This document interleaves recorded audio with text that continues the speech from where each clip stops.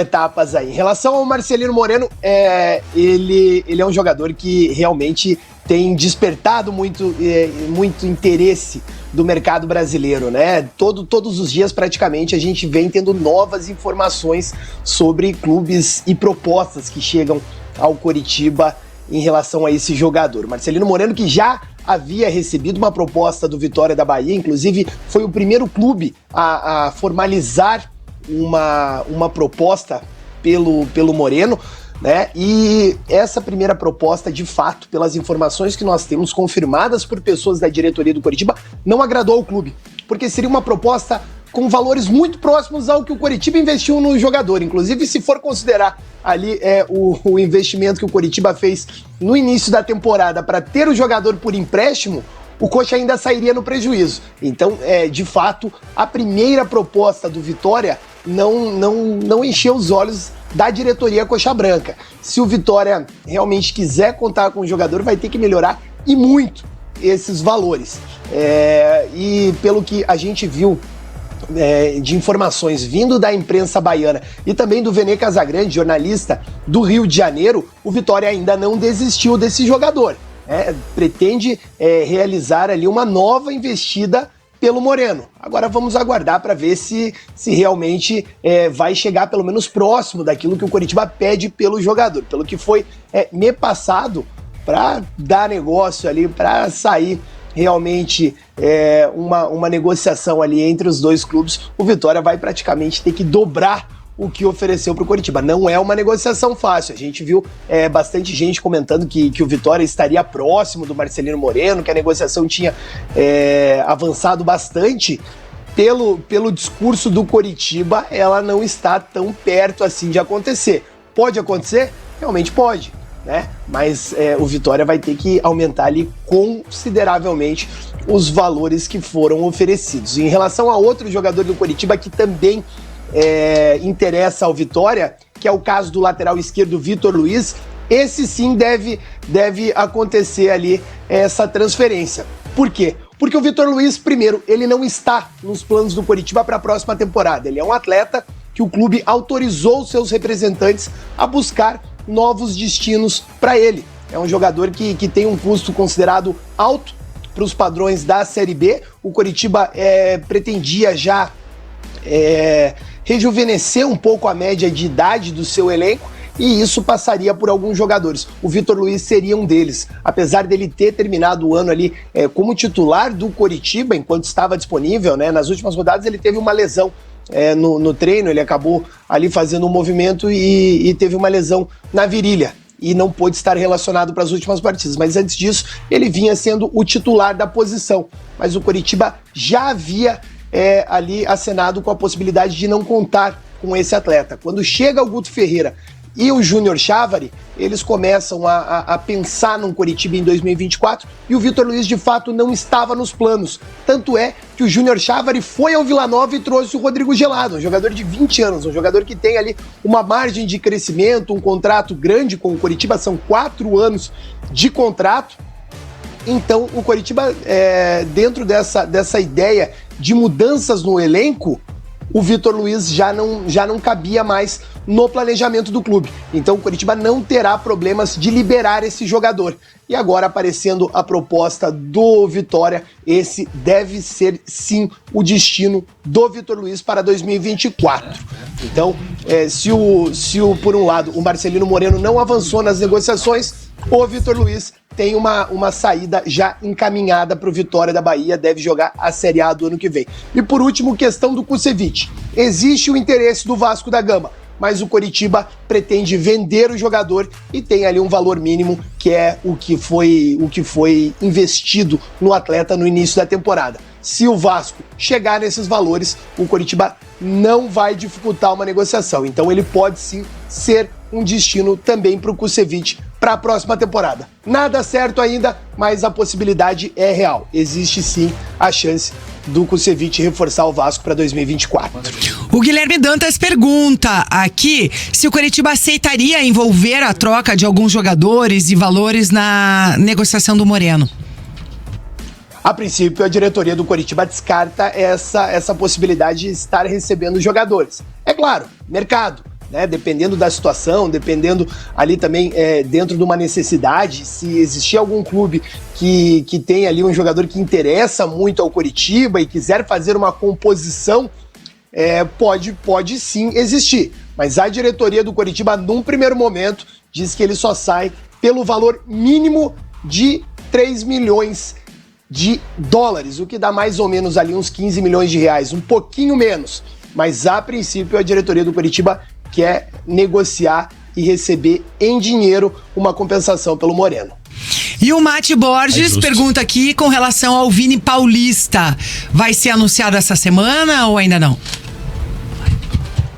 Bom, o Vini Paulista, como a gente trouxe na semana passada, na última sexta-feira, ele chegou a um acerto com o Coritiba. Ele será jogador do Coritiba em 2024.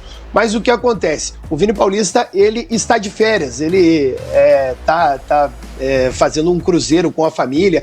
Inclusive, acabou anunciando o noivado dele durante esse período de férias. Então, ele pediu alguns dias para poder ali aproveitar, né, essas férias de final de ano. Então, quando se encerrar essa viagem do Vini Paulista, que ele está tendo com a família, ele vem a Curitiba, assina um pré-contrato com o Coxa e o clube deve anunciar o jogador. Ele que se apresenta só lá no dia 4, junto com todo o elenco do Coritiba. O que vocês acham de uma troca do Vitória? Não, nem fale. Marcelino Moreno manda pra lá e pega o Léo Gamalho, mano a mano. Não, fuja. Mete a enquete aí. Eu vou falar esse negócio do Vini Paulista aí que eu falei aqui no Fora do Ar. Pô, uma coisa é o Slimani ter demorado um pouquinho pra chegar no Coritiba porque tava de férias, né? Agora o Vini Paulista. Ele não tem staff? Não tem empresário? Não tem ninguém que trabalha pra ele? Ele que vai fechar a negociação? Ele pode noivar, viajar, tirar férias à vontade. Ele não precisa parar a vida dele, as negociações, por causa das férias. E assinar o contrato. Senão, pelo amor de Deus, não teria essa temporada que a gente gosta, né? De especulação, de informação, de ir atrás de... Não ia ter nada, de apurar, não ia ter nada. Tá todo mundo de férias. Todo mundo tá de férias, exatamente. Como é que é? O Rogério vai apurar com os caras não, Rogério, eu tô de férias aqui, Marcelino Moreno tá de férias e o Vitória ligando todo dia pra ele, né? Entendeu? Como é que é? Tá louco. Vini Paulista virou aí a última bolacha do pacote, o gás da Coca-Cola, essas coisas aí. Rogério Wagner Leste tá perguntando aqui quais as posições que o Coritiba ainda tá procurando reforços. Tudo, né? Do goleiro ao atacante. Do goleiro ao ponta esquerda, diria o Vicente Matheus. Só rapidinho sobre o Vini Paulista, realmente quem conduziu essas negociações foram os representantes do jogador, né? Mas ali são questões, eu acredito que apenas burocráticas, né? Talvez o jogador ele precise voltar de férias para poder fazer ali os exames antes de assinar esse contrato com o Coritiba. Não sei quais são essas questões burocráticas, mas o que foi passado é que ele estava nos seus últimos dias de férias e aí após isso ele assinaria esse pré-contrato com o Coritiba. Mas tá tudo certo, inclusive ele tem essa data para apresentação, ele se apresenta normalmente com o elenco do Coritiba.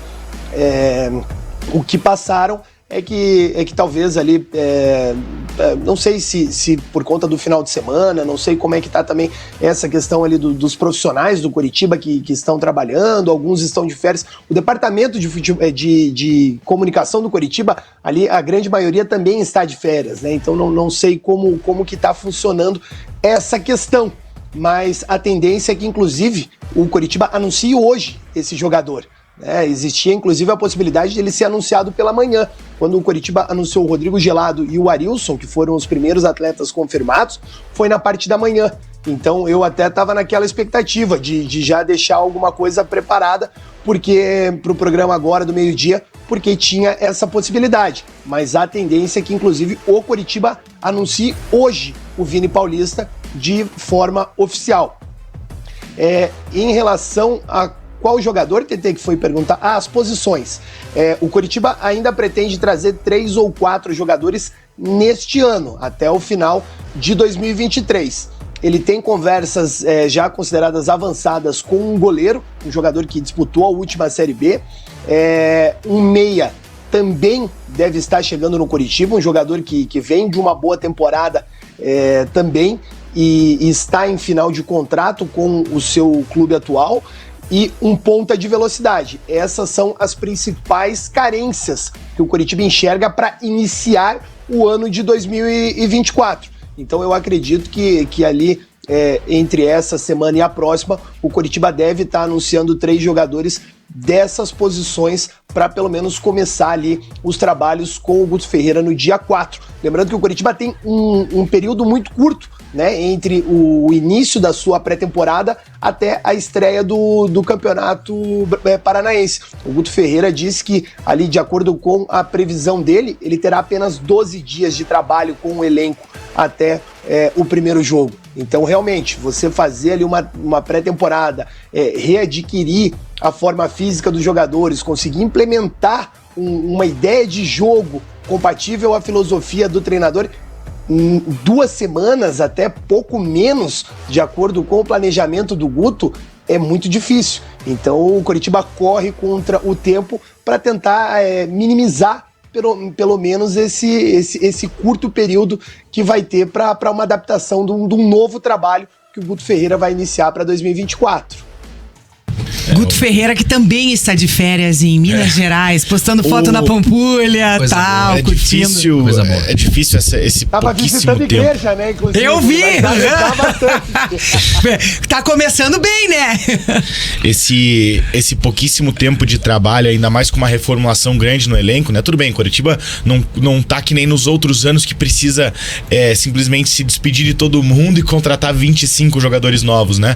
Mas Coritiba vai passar por uma reformulação, já está passando, vários jogadores vão sair. Pelo menos nesse ponto é importante que o Coritiba agora está vendendo jogadores, né? Antigamente saíam jogadores porque eles estavam emprestados por outros times e eles simplesmente iam embora ao final do ano, né? Agora o Coritiba, eu concordo inclusive com essa dinâmica de vender. Quer o Marcelino Moreno? 3 milhões de dólares, compra, tchau. Beleza. Fica com caixa. Bruno Gomes, quer vender? Aqui, ó, tá o preço aqui, tchau. Alkusevic, 6 milhões de reais foi o que o Coxa pagou. Vai, um abraço, tchau. Né? E se não aparecer negócio, põe o cara pra jogar, né? Exatamente. Se ninguém quiser comprar, vai jogar e vai ficar aí pronto. É porque você pensa assim, né? Você vai vender o Marcelino Moreno por 3 milhões de dólares, vai ser uma quantia boa, razoável, né? Pra você achar um jogador do nível dele pelo mesmo preço ou sobrar um pouco para você de repente contratar 2, você tem que baixar de repente um pouco o nível, a qualidade do jogador. Eu bem sinceramente manteria o Marcelino Moreno, não faria essa questão de vendê-lo, sabe? Faria um jogo duro, porque tem que ver também, é claro, o quanto o jogador quer permanecer ou não na Série B do Campeonato Brasileiro, que isso conta muito.